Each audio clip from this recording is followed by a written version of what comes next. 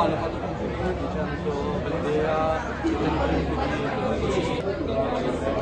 però tipo e abbiamo cercato di nascondere tipo questo e altro. Finta che io non ci sia.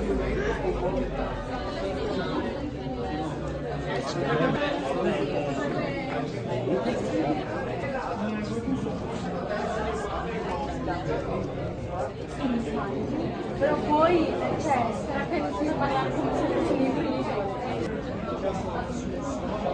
complimenti.